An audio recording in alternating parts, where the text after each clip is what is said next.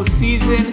They qualified on the last day of the MLS regular season, and now it's a whole new beginning for the team. Hello, everybody, and welcome to the latest episode of Miami Total Football Radio, or as I like to say in Spanish, of course, Miami Total Football Radio. I'm your host, Franco Panizo, and with me, as always, is David Beckham's long-lost cousin, Steve Brenner. Steve, how was your weekend? How did you survive Tropical Storm Eta? It was a crazy storm on Sunday over the weekend, and especially at the game. But how did you make out?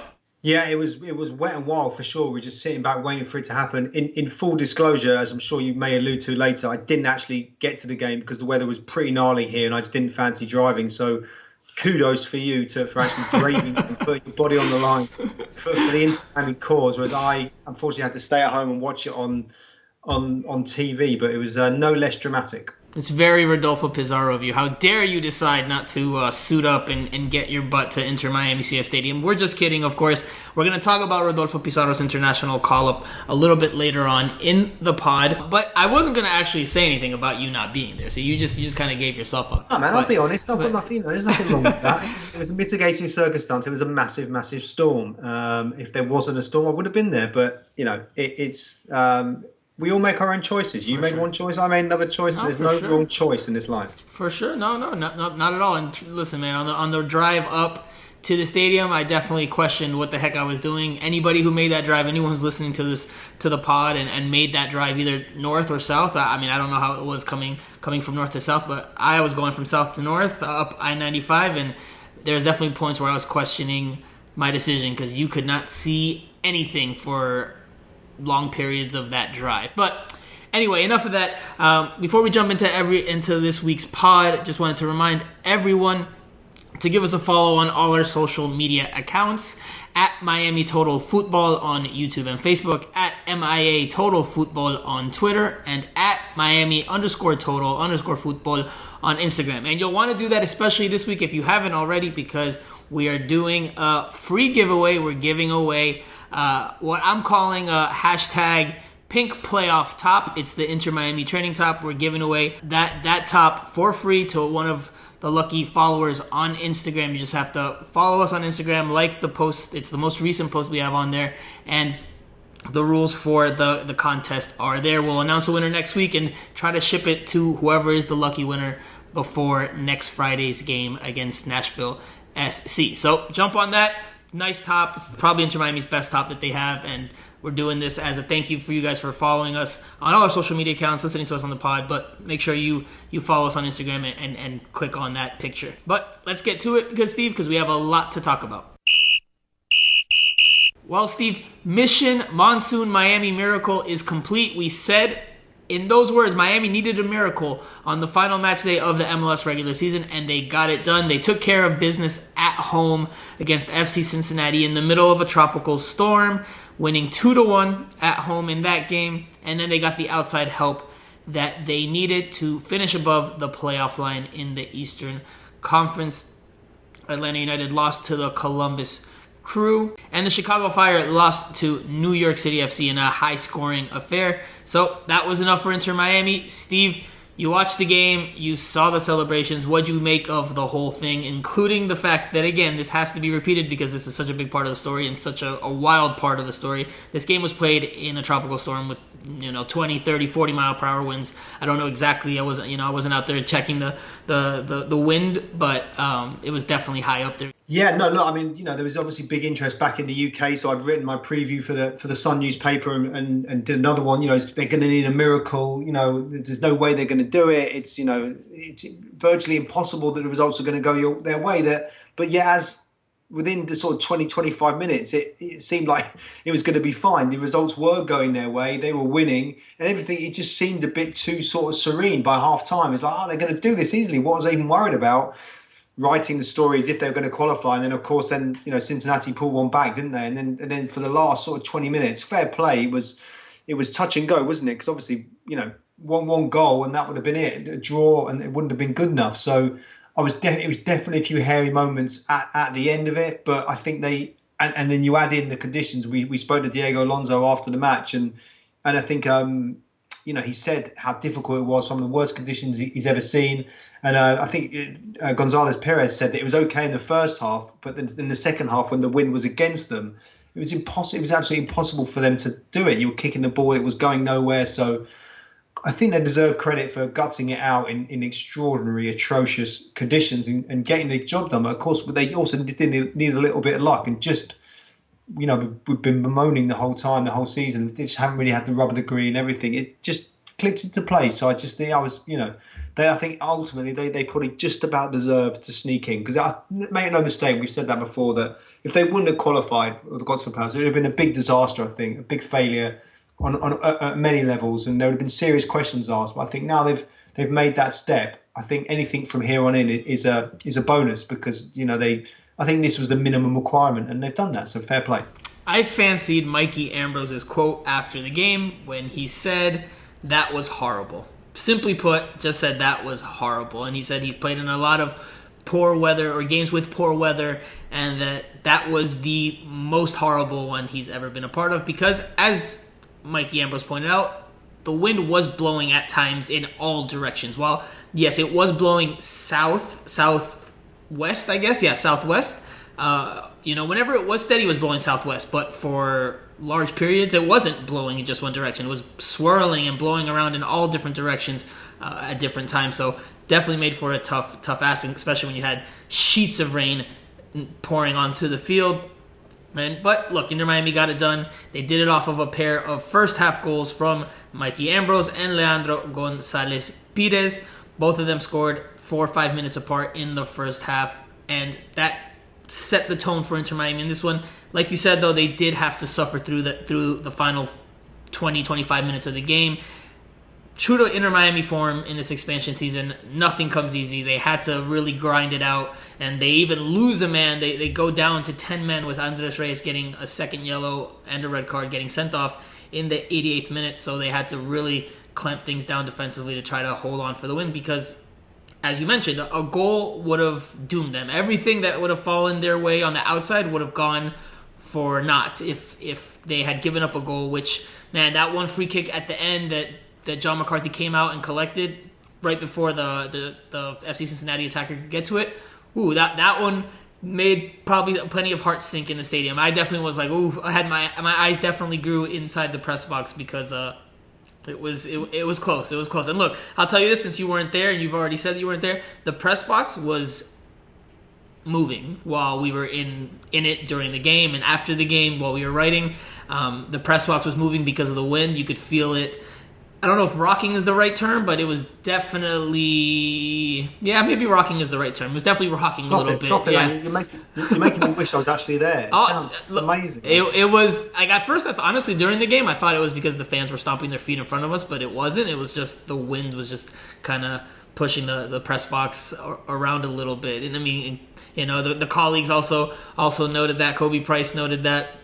So, there's plenty of stories. We have plenty of stories to share with you about that once we all get back together, which won't be, I guess, until next year, unless Inter Miami makes MLS Cup, because Inter Miami will not have another home game this year. They finished in 10th place in the Eastern Conference. They're the lowest seed, so they just made it above the playoff line. No home games for them in this postseason, even if they make it to MLS Cup. So we won't be back at Inter Miami CF Stadium for a game until 2021. Steve, what were your biggest takeaways from this one? We've talked about the game, how it kind of unfolded. Inter Miami goes up 2-0, then in the second half, they kind of lose their stranglehold on the game. João scores a golazo. If Mikey Ambrose scored a golazo for Inter Miami in the first half, João scored just as good of a golazo in the second half. So, and then Inter Miami obviously had to close things down defensively. What were your biggest takeaways from this victory? This very important victory that qualifies them for the playoffs. Yeah, I thought Mikey Ambrose came in for Ben Sweat, didn't he? And looked decent. There was no problems there at all. Obviously scored that great goal. And I think everyone just kind of chipped in. Higuain was pretty quiet, wasn't he? He didn't seem to do that much, but he was still getting involved. Thought Matuidi did okay. Will Trapp, they just were just solid enough to make sure that nothing untoward happened, at the back. Lewis Morgan's corners were brilliant, especially in the wind. The wind was swirling, so he really used it to his advantage. His set set pieces in those conditions were first class, and great corner for the second goal. So, everyone just dug in and just, did their part. And the fans did as well, standing out there and getting your head blown off for 2 hours and soaking wet and everything else. So it's everything. Everyone did their little bit. It was never going to be a great game, and it's difficult really to judge how the team did because the conditions were just so ridiculous and so bad. So I just think it was just one of those where you just had to pull your socks up, for want of a good English phrase. I don't even know if you say that here. And just grind it out and just get the job done, and that's what they did. So my takeaways, I'm going to give you two here. One was Mikey Ambrose. I think he's won the starting left back spot ahead of the playoffs, and obviously his goal, his half volley finish from outside the penalty area, a golazo. I'm sure anybody that's listening to this has seen it, but if you haven't, go watch it, because it just won MLS Goal of the Week, actually. Also, it was a golazo. It was the most important goal of his career, and it was the only goal of his career, because he hadn't scored up until that point in his few years in the league. So a great time to get that goal, a great moment to get that goal, a great game to get that goal, and a great way to get that goal for Mikey Ambrose. And then I think, again, and it's not just because of the goal. I don't want to just, obviously the goal is the biggest talking point from his performance, but I think his ability to avoid the type of mistakes that have plagued Ben Sweat are what's going to give Diego Alonso the confidence to start Mikey Ambrose against Nashville SC on November 20th, because Ben Sweat has more soccer to him. I mean, that's just my point of view. That's my opinion. I think Ben Sweat gets forward better, combines better, can get into the final third more effectively, and cross the ball better than Mikey Ambrose. However, he's had far too many mistakes, and that have essentially overshadowed his good attacking attributes or moments. So I think Mikey Ambrose, because of what he did more so on the defensive side and the ability to avoid those errors, I think he's going to be the starter.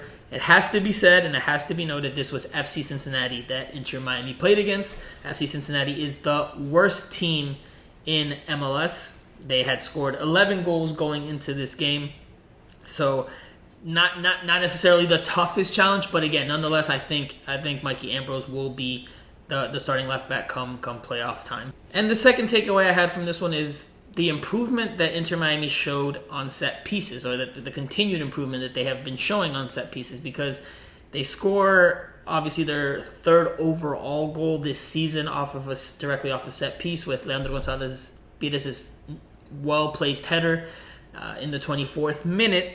But both of the goals, Mikey Ambrose and Leandro Gonzalez Pires, are born off of corner kicks from the left. The first one ends up getting cleared out, and Mikey Ambrose chests it down and then hits the half volley. And then obviously on the second one, Gonzalez Pires contorts his body and nods the ball into the back of the net. And that was his second game-winning goal off of a corner in the last 4 games. So that's improvement for Inter Miami. That's an area that we've talked about, that I've definitely talked about over the course of this year, that Inter Miami has needed to improve. And now towards the end of the season, we've seen some improvement, or at least more efficiency with regards to turning those chances into goals. And it's helped them make a massive difference and help them pick up points that they weren't picking up before. And it's what's helped allow them to make the postseason. Even Diego Alonso jokingly, when I asked him about Leandro Gonzalez Pires after the match, he jokingly was like, yeah, and he scored off of a set piece or off a dead ball situation, which interests you so much. And he said it with a smile, and he chuckled. So it wasn't like he was taking a dig. It was just some banter there from Diego Alonso. So what did you think about that? What do you think about their set pieces? Do you think they've improved in that regard, or was it just moments and just what happened in this game? Yeah, I mean, I think as I said, Lewis Morgan's delivery on set pieces is great. He's their number one, he's their main sort of taker, isn't it? I think Higuain has maybe stepped in and maybe only scored that goal, didn't he? But just maybe in general, that's, I guess, if you're sort of struggling to score goals in open play and produce a kind of sort of attractive attacking football that everyone wants to see, you've got to make sure that you just get the basics right. So you defend well, and then you take advantage at set plays, because that's probably not wanting to be sort of disrespectful to the midfield or the attack, whatever. That's probably actually the best chance of scoring when you've got someone like Lewis Morgan, who's great at free kicks, curling them in, and then Leandro Gonzalez Perez, has he's quite a handful in the box, and they seem to get a bit of joy out of that. So it's probably they've been working extra hard on it. You can imagine Diego Alonso, that would be one of his sort of things to work on a lot, wouldn't it? So maybe that's why he didn't get a bit sort of jumpy with you, because he knows that's maybe the truth. He does like it. So well, I wanted to say that Diego Alonso and I have had a talking point over the course of the second half of this season with regards to set pieces.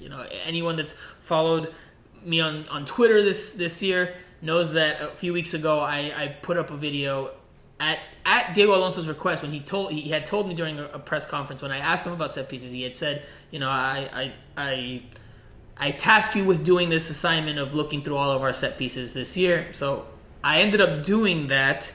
Couldn't obviously go through every single set piece Inter Miami had. I had been critical of that. Diego Alonso had said that Inter Miami was actually doing well despite not scoring on them. But I ended up going through the highlights that are out there that we can use on the media side, and I pieced together a compilation of them all and talked about what the strengths were and what the weaknesses were, where the room for improvement was.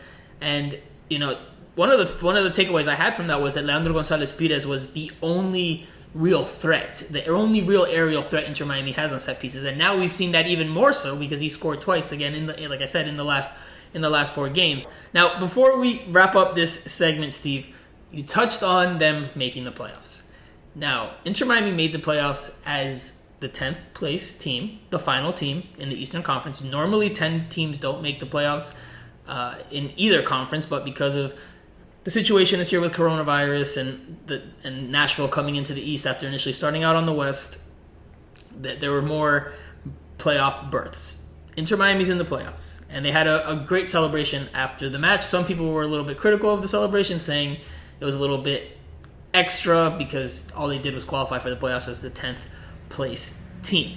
Regardless, thought the celebration and the scenes were good ones, were positive ones, especially in the middle of a storm, and good for Inter Miami after what they've been through this year to have that moment where they can enjoy themselves a bit and they accomplish their goal of making the playoffs. However, what grade do you give them based on their regular season? We'll give them their full grade once we see their playoff performances, how many games they get, if they win, how they do there, and we'll give them a full grade once the whole campaign comes to a close. But just based on regular season, based on these first 23 matches, what grade would you give them in the regular season? A letter or a number?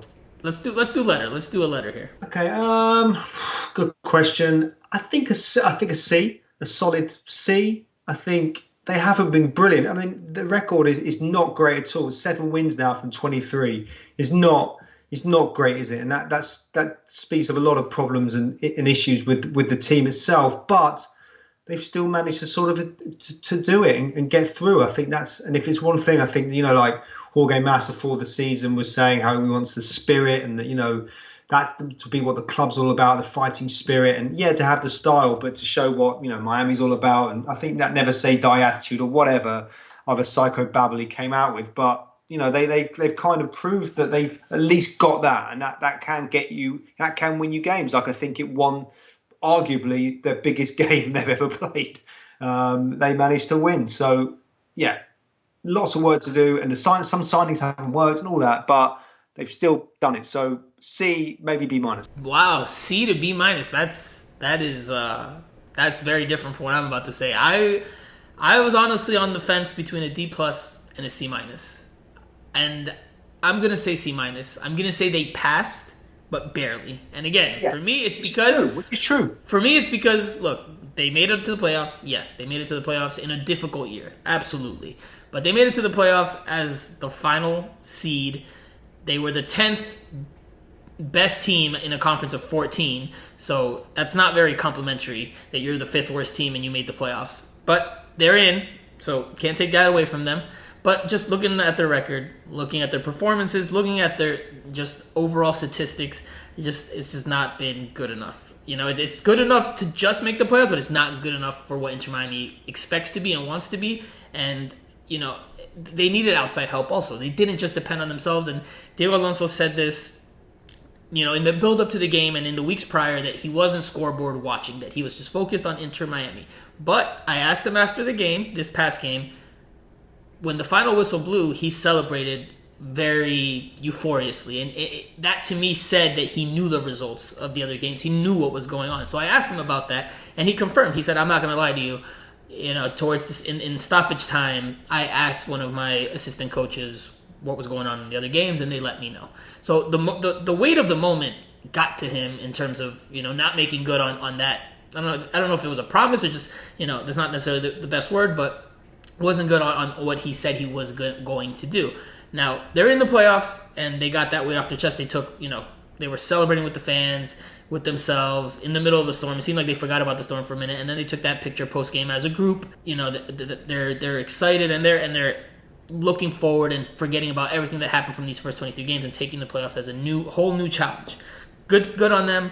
That will determine what their final grade is, how well they do. But again, like I said a week ago, a playoff run should not necessarily, unless they make it to MLS Cup or they make a really deep run, a playoff run should not necessarily completely overshadow the body of work that was done during the regular season when you have more games to really see what your team is like. And through 23 games, Inter Miami just was not very good. They definitely have things to address next year if they're going to be the type of team that they want to be, which is one of the top teams in MLS. So we'll see how things go from this point forward. We'll come back at the end of the year and give them a full grade to see if mine goes up or if yours goes down or if we both go up or we both go down. We'll see how it goes. But we're going to take a quick break and we're going to jump into an interesting debate about Rodolfo Pizarro and his Mexico national team duty after this.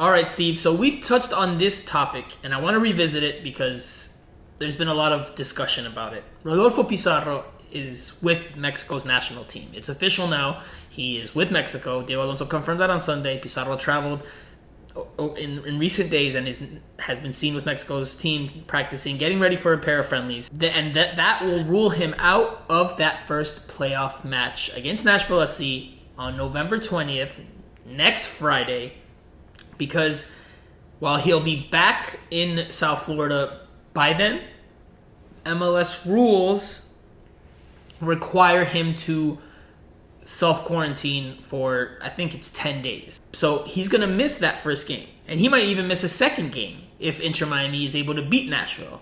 Now, there's been a lot of discussion, like I just said, on social media about how can this happen? Why would he go?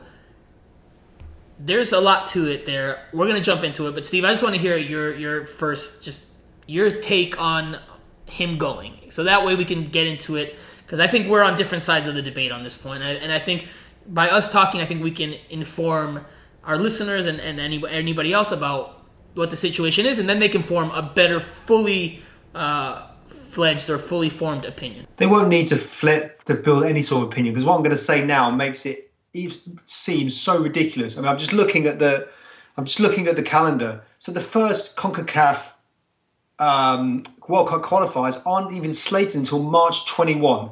Okay, and then everything after that is TBD. You know, the argument obviously is that Pizarro would probably be better suited to staying at the club and playing. You know, Mexico know about him. It's not as if he's just come into the squad. I mean, there's a situation with England this week where Jude Bellingham, a 17-year-old kid that went from Birmingham City to Borussia Dortmund, has been called up for the England squad for the first time. Yet people are saying, oh, why don't you pick up, why don't they call up like Ross Barkley at Aston Villa? And the argument, who's been playing well, the argument is they know about Ross Barkley. They don't know about him. And you can't tell me that if the first game is in March, I'm not sure how many international windows are before that, but you'd think it would be maybe at least 2 or 3. It doesn't even start till March 2021. So why not allow him to stay? You know, I know that it's guided by FIFA regulations, but I don't know. I mean, I'm sure they must have been able to come to some agreement where they know what a massive game it is here in Miami for Pizarro. What's the point of going all the way to Austria and playing against Japan and South Korea? What does that prove? to anyone in Mexico, really. They know about him. He's played in Mexico. He's been in the national team for however many years and got how many caps and appearances. I just find it's weird, and you're going to argue differently, but I don't care because I'm 100% right. Well, you are 100% not right. First of all, now and I have to correct you. There are no more international windows as of right now on the FIFA calendar between these November friendlies and next March, and that's traditionally how it's been over the last few years. There is no FIFA recognized windows over the winter break. So, okay, fine. So this is the last window that Mexico has to fine tune things and work on things as a group, as a team, work on chemistry, work on repetition, work on patterns. And Mexico is under no obligation at all to have to think about what is in Inter Miami's best interest, because Mexico, again, like I said last week, has their own interest that they need to take care of. Tata Martino's job is to qualify Mexico for the World Cup, and why should he sacrifice one of his only few windows? National team coaches don't have very many windows in a year as is, and especially this year with everything that's gone on. They haven't had their team for most of this year. So why would he sacrifice an opportunity to gain chemistry and to have his team work on things to benefit Inter Miami? That's why the international windows are in place. That's why this normally doesn't. I mean, obviously we're in a different situation with COVID, right? And MLS has these rules in place that not every other league has. So MLS is being safe and taking precautions, but that's also coming with the knowledge that you have international players and that they're going to miss important games in the playoffs because you don't adhere to the FIFA calendar. You play from January to December, so your most important games come at the end of the year, which at the end of the year there's an international window. So look, Tata Martino has his job. That's what he has to do. Like Diego Alonso has his job, and he knows what he has to do. So it would be let's flip it. Let's say Mexico wanted to just schedule a pair of friendlies. Let's say Mexico. It's not an international window. Let's say it's December 1st, and Mexico's like, hey, I want to play a friendly at home against Costa Rica. We just want to further fine tune things and really get ready for next year, which is going to be such an important year for us because World Cup qualifying begins and there's CONCACAF Nations League, semifinals, etc., etc. Hey, Inter Miami, will you send Rodolfo Pizarro? It's not an internationally recognized window, but will you send him because we need him?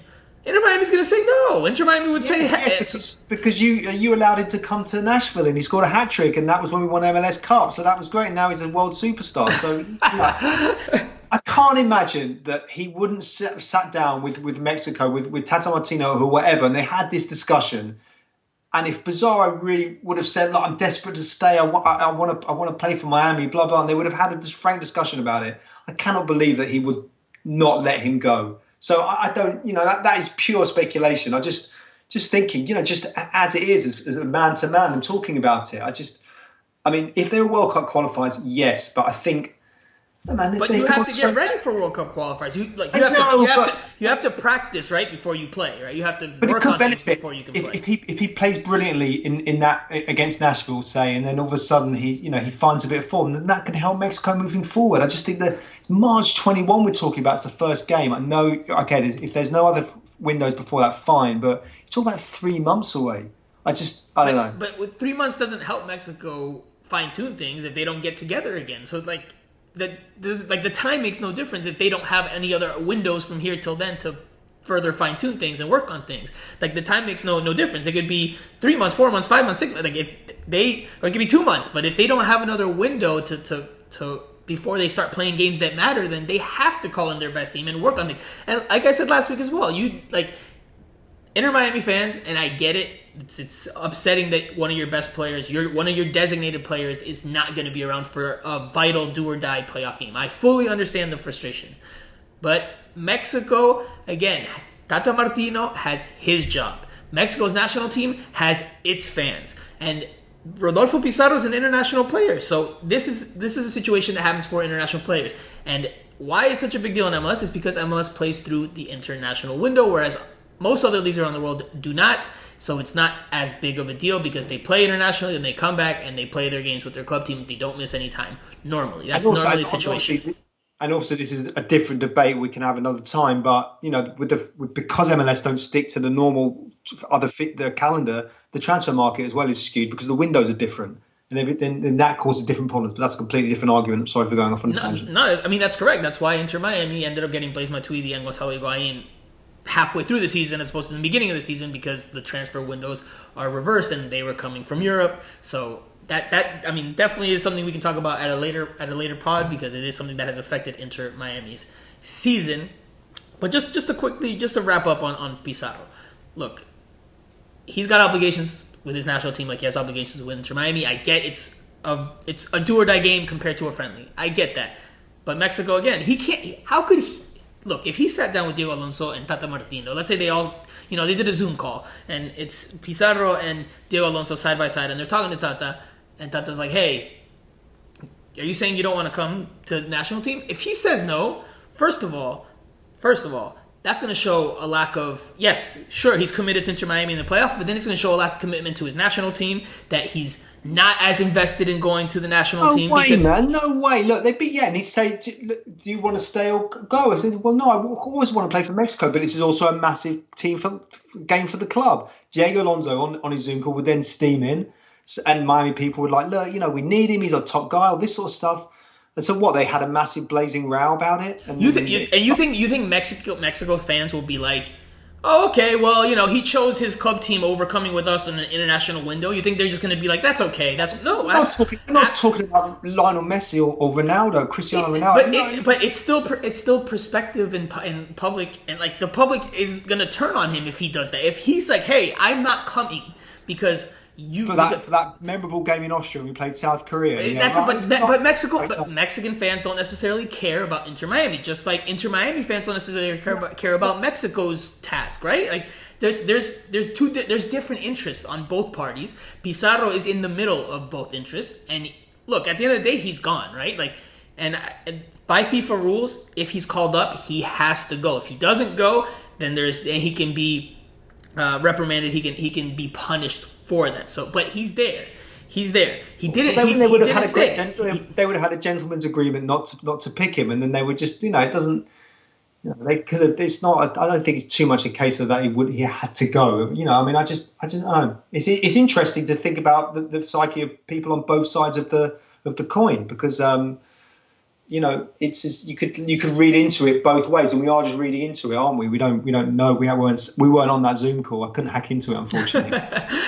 Listen, man. It's two friendlies against Japan and South Korea in Austria in November. Okay. When the first game, World Cup qualifier, is until March, and there's 14 match days. So you fine tune your squad now, but your World Cup squad pretty much is built around the qualification process anyway. And there's a lot of games there. A lot of games. Okay, so if you're Tata Martino, I'm going to ask you this and then we can wrap this up. If you're Tata Martino, you would leave one of your...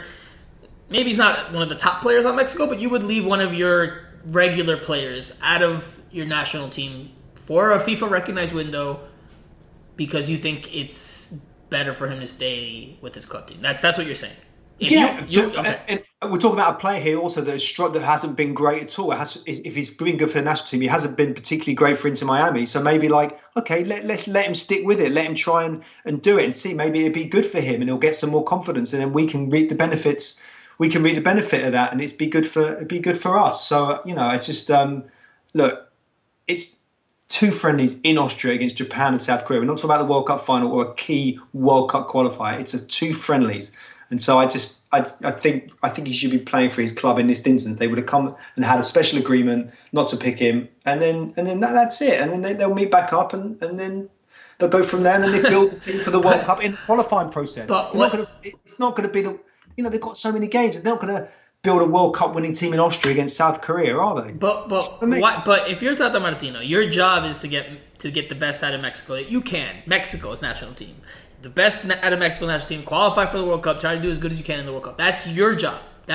Your job is not to worry about Inter Miami, it's not to worry about MLS, not to worry about MLS playoffs. It's about your national team. So if you're getting paid money to do that, you're saying you would leave one of your regular players out of the picture when your job is to do. You don't think your bosses would be like, hey, what's up with that? Why did you leave one of your regular players out of the picture? You don't think that like his boss is gonna be curious about if he made that decision? Like, I'm telling you here.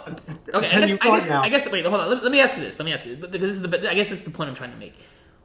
If he leaves him with Inter Miami, what does he get in return for doing that? What does he get? What is he going to get back? It's not like they're going to release him on a non-international window for Mexico to go play in a Mexico friendly some other point. Like Mexico doesn't do that. Mexico doesn't ask for players to come on non-international windows. So what benefit does he get? What does he get in return for making this sacrifice that no other national team is really making except for the U.S. men's national team? But that's a whole different story. He is getting a player who probably in the last international window when he hooked up with them was probably a bit low on confidence. I didn't see those Mexico guys. I don't know how he played. I think he did okay I remember what I've read. He will be getting a player that has rediscovered his form potentially. It may not happen like that, but potentially a bit of confidence, a bit of form, and whatever else happens on this potential playoff run, whatever. And he'd get the benefits of that. I'm telling you now, if Mexico win the World Cup, it will not hinge on what Tata Martino did against Japan and South Korea in 2 friendlies in Austria in November of 2020. I'm telling you that right now. And if you don't believe me, we can talk about it at another time in a family podcast. We'll do an after hours podcast where we can swear at each other and really let us have it. Each other have it. Okay, cool. So we're gonna leave it at there. We're gonna let people continue the conversation and where do you guys stand? Let us know on the Twitter handles which side of the debate you stand on, because it's clearly there's plenty of people on both sides in terms of whether Pizarro should be here with Inter Miami or with Mexico. We're going to take another short break, and then we'll come back with our Q&A session and our final thoughts.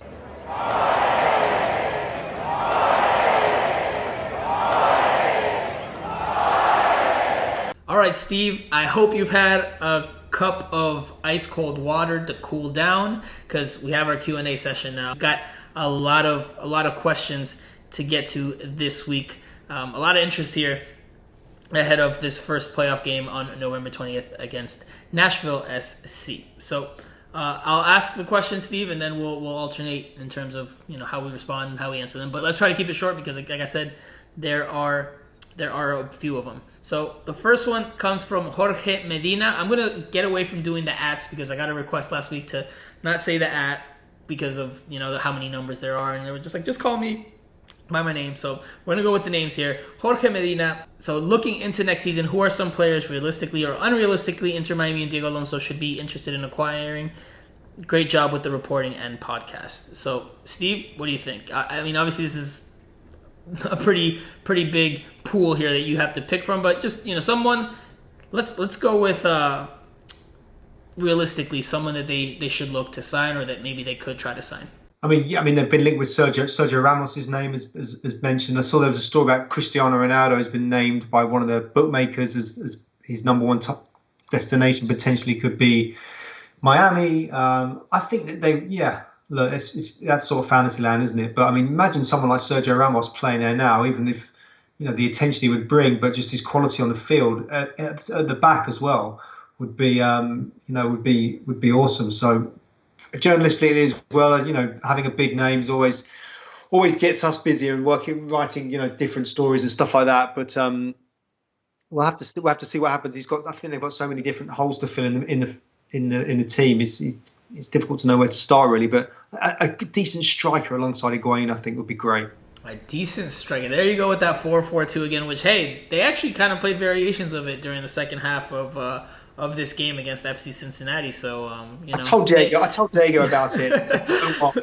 That's actually an excellent point. I will use that in the next game, and he did. And maybe I think Diego Alonso was listening to the show, and then he gave you a buzz to say, "Hey man, I like how you think." I wouldn't be surprised if you get hired on the coaching staff somewhat soon. I didn't want to say anything, but I'm set to be appointed next week. Breaking news. For me, look, I think we've talked about the imbalance that exists in the attack. I think they need a left winger. I think they have to find someone to fill that spot if they're going to truly play the way Diego Alonso wants to play. So, maybe fill a third DP slot, move Matias Pellegrini out of a DP spot and sign someone, maybe that's a little bit better and a little bit older. but sign someone that can fill that spot and give you something.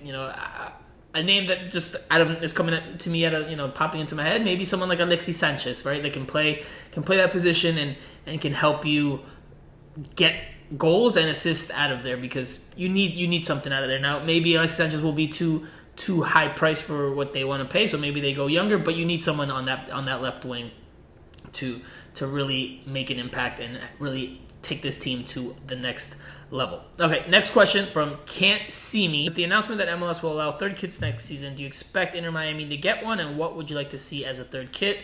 I'd love to see an homage to the Supporter Shield's winning Fusion team, tie this club back to the original in some fashion. I'll start here.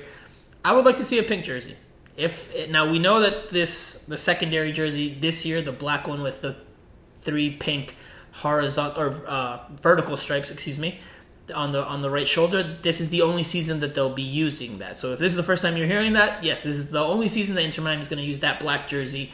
Next year they'll have a new secondary jersey. If they bring in a third jersey, and if that new second jersey is not pink, then I would like the third jersey to be a pink one.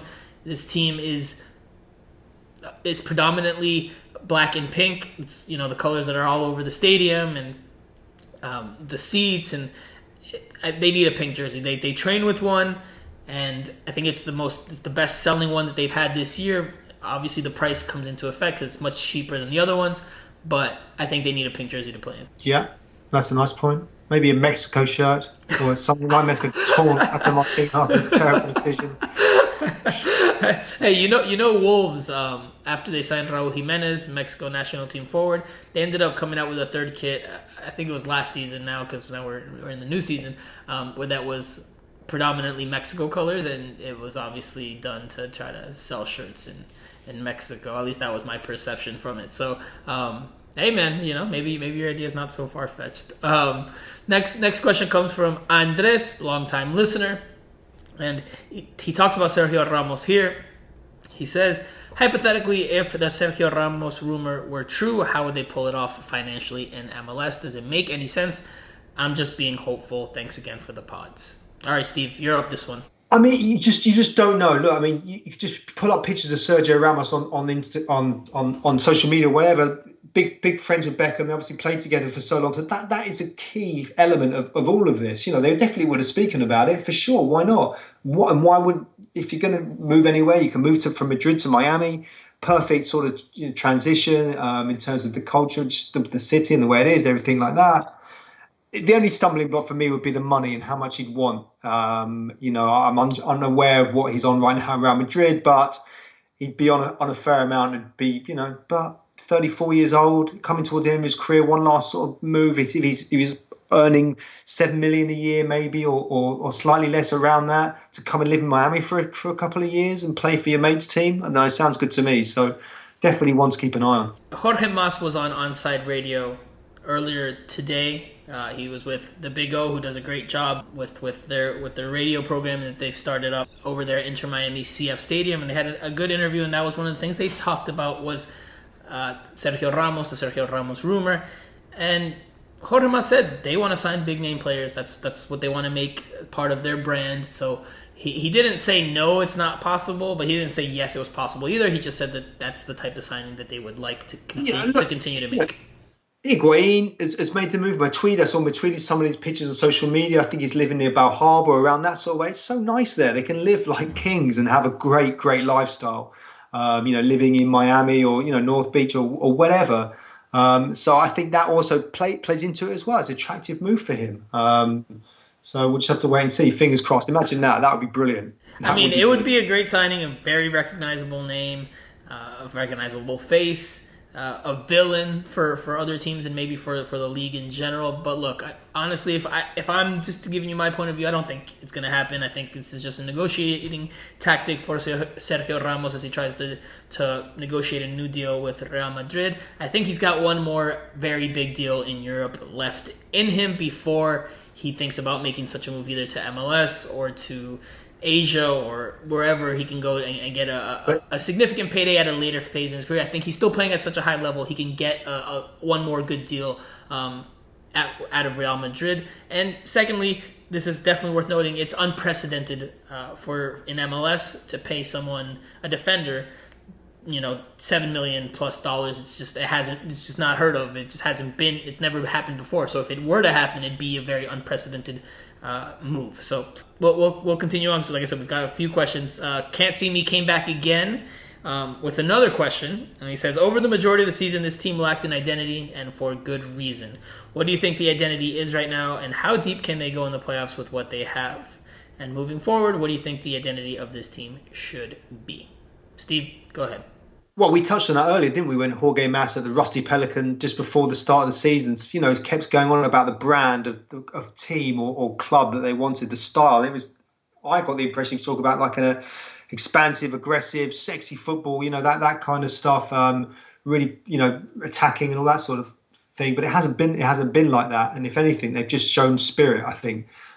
So I think they do see it as having the Higuains and the Sergio Ramoses and Beckhams. That's the kind of effect they want to have, but that hasn't been replicated on the pitch yet. But instead of that, they've actually shown a bit of fight, which then, is at least this season now is a base for them to build on for next year and what happens then. And, everyone's learning the whole time. So I think what they want the club to be is not there right now, but as it moves forward. And, you've got to remember also, if we were talking in normal times when there'd be like actual fans, proper, the stadium packed, which it would have been the whole time, then the effect, the sort of impact the team would have had on the wider sort of, public or whatever would have been bigger as well. And it would have seemed different. So I think, they've made a decent start in difficult circumstances, but then they'll move on to next season, see what happens. I think the identity that they have, that they've established is that they're a tough team to play against, that they're not going to be an easy out for anybody. Now, they've made individual errors, and that's cost them points, but they've been very hard to play against. All you have to do is look at the scores, and you can see that repeated 2-1 scoreline quite a bit this year, both in favor of Inter Miami and against Inter Miami. It's been very common this season, so that shows that, again, like I think I said this a few pods ago with you, they don't blow teams away normally, and they don't normally get blown out. They're always in games because they're so tough to play against. I think the attack is lacking, though. I don't think that they're this free-flowing, possession-based, pretty soccer that was initially sold to the public. For me, I think that's what you need to be eventually and you need to be a winner. You need to be a pretty winner here, right?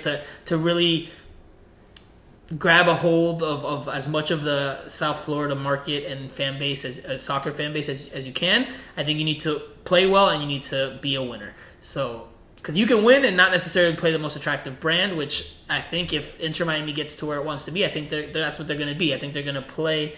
I think that they can win under Diego Alonso and be successful, but I don't know if they're going to play the prettiest soccer because they haven't shown it. But you need the big names as well, though, man. You need the big names. They have two. They've got two big names, and you could say three if you want to throw in Pizarro there.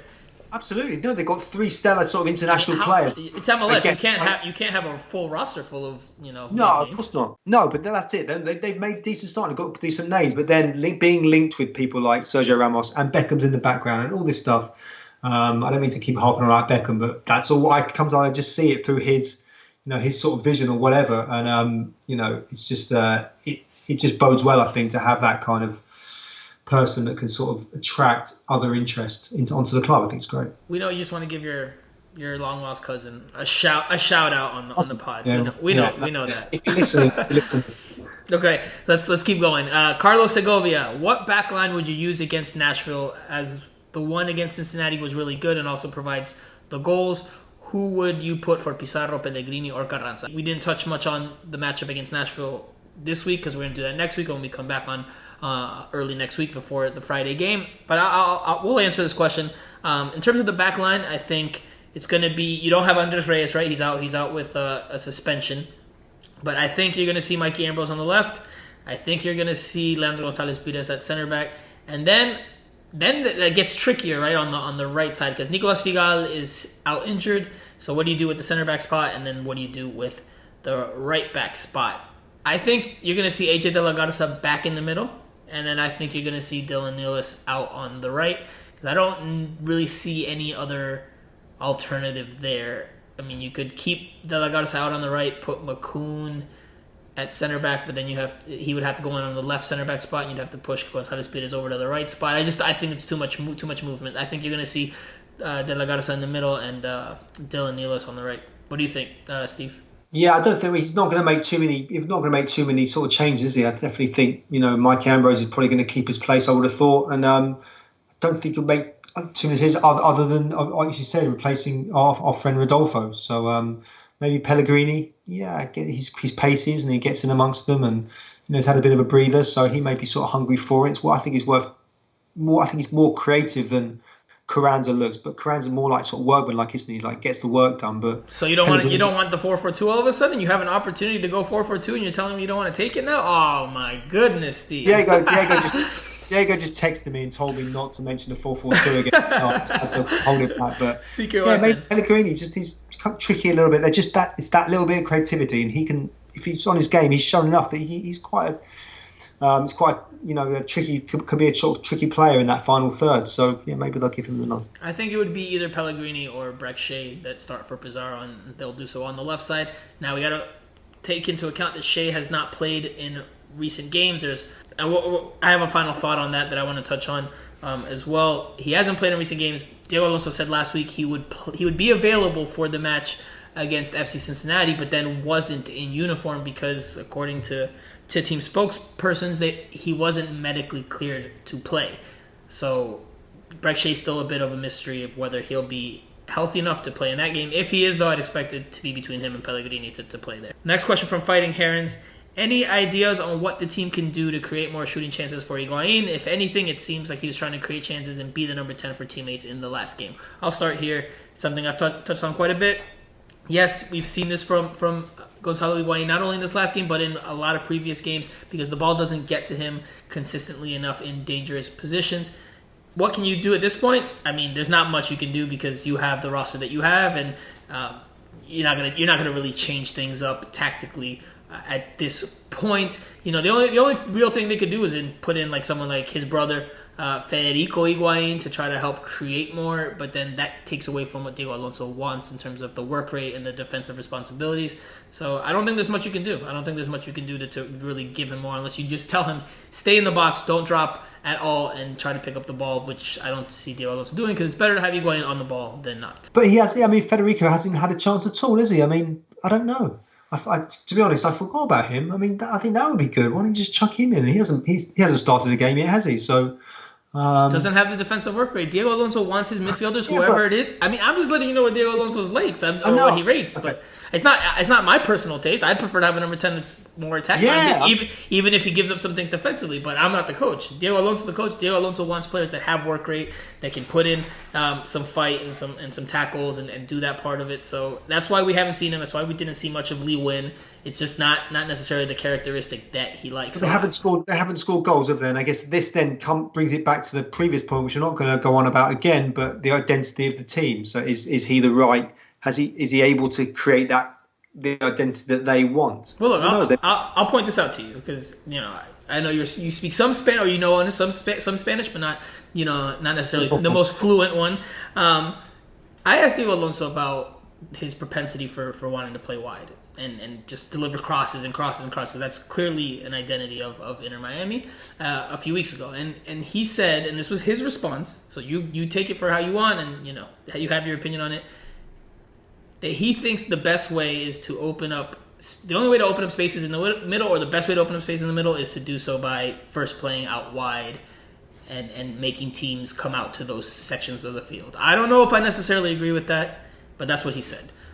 So another reason why maybe he doesn't like a more traditional number 10 in there. That's, I guess, and we're not, neither of us are coaches, but that's fine if you want to do that. But then you have to mix it up, and maybe if you stick rigidly to one plan, then you need to make that change.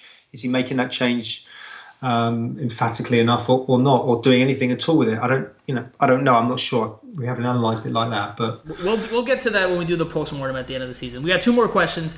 One's from Gabe P. If we win at Nashville, would you guys consider that a good season? Who would you let go to start next season out of all the players? How many would have a guaranteed spot next year? That's a lot of questions, and we're taking a long time on these Q&As. So Steve, just answer one of them, and I'll answer one or the other, or maybe both of the other ones. I think it's been a good season. Period. If it stopped, because they got through the playoffs, into the playoffs, I think anything from here is a bonus. I think this has been a good season. I think, that was what they needed to do, and they've done it. And then anything else, great. Steve's beer is half full, and my beer is half empty because I don't think it's been a good season. We touched on this earlier. 10th place team in the Eastern Conference got in by the skin of their teeth on the final day of the regular season with outside help that was needed. So don't think it's been a good season. If they beat Nashville, it's a better season. Still don't think it's a good season because Nashville is not necessarily an upper echelon team. It's an expansion team just like Inter Miami. If Inter Miami can beat a top team, then the balance tips way more into the good season scale, beating a Philadelphia in the playoffs or beating a Toronto. If they can do that, then I think that the season is therefore this then looks a little bit better. But based on what we've seen to this point, I don't think it's been a good season, and I can't say how many spots are guaranteed at this point because there's just so much that's going to change over the offseason with expansion draft and free agency, and Inter Miami's going to make cuts. They're going to make changes. Lately, he's used more of his bench by force, but I don't think he's necessarily sold on the group he has. So I think Luis Robles is probably gone, and we've said that in recent weeks. I think Luis Robles is probably gone. So that's the one name that I think is I'll be willing to say publicly. Okay, so the last question from J.R. Reed 11. Hey gents, what lineup do you think Alonso uses against Nashville? I think Pellegrini should play on the right wing a bit. If we beat Nashville, would Pizarro be available? I hope I'm not too late. So he made it in. He made the cut. We touched on the lineup that we thought at least who should replace Pizarro and who should play on the back line. So I think the rest of the team is pretty much straightforward. In terms of Wilchad, Blaise Matuidi, Lewis Morgan, and Gonzalo Higuain. So I think we answered that question. So I think we'll just jump into our final thoughts, Steve, so we can wrap up the show because I think we've gone pretty long. Steve, what are your final thoughts as we wrap up the show this week? Yeah, not getting carried away. The season hasn't been great. 7 wins out of 23 is not good. It's not good enough for sure, but they made it through. They battled through ridiculous weather conditions, and they're in the playoffs, and that I think that's great for the team moving forward, and also for the club, because I think if they would have failed to get into the playoffs, it would have been a real sort of bit of a downer, and then questions would have been asked. But I think here the narrative just stays pretty sort of positive and on message for them anyway. And then once we get into next season and the preseason before that, then we'll see what happens. My final thought is that there was a report this week that came out of Jamaica that said that Alvis Powell was called up to national team duty, but then was not allowed to go or was not going to go because another player on Inter Miami tested positive for COVID. Inter Miami has issued a no comment with regards to that report. Now, obviously, because of medical laws and confidentiality, Inter Miami cannot say publicly if someone on the team has COVID unless they get permission from that player. That's not something that they've chosen to do much of this year. The Christian McCoon case, he ended up announcing it after MLS is back, and then obviously the team acknowledged it publicly then. So I think that's why they're not saying publicly that they're not by law not allowed to unless the player decides to. There's been some speculation out there that it might be Brek Shea because of the situation that I mentioned earlier on the show, where he was said to be ready to play against FC Cincinnati, and then he did not end up being in the 18 or in the match day roster. So there's speculation that it's him. So something to keep an eye on because it's gonna be something that could affect the team going into next week ahead of the playoff game against Nashville SC. But that wraps up this week's show, everyone. Thank you so much for listening to Steve and I go back and forth at it there about Pizarro and touch on the game over the weekend in that monsoon. If you were there, let us know how the experience was, because it must have been a heck of a game to be at, not only because of the emotions that happened, but as well as obviously just being there in that inclement weather. As a reminder, don't forget to follow us on our social media channels, especially on Instagram if you want to have a chance at that hashtag playoff pink top that we're giving away for free to one of you lucky listeners or one of you lucky followers. But that does it for this week. On behalf of Steve, I'm Franco Panizo. We'll see you guys again next week.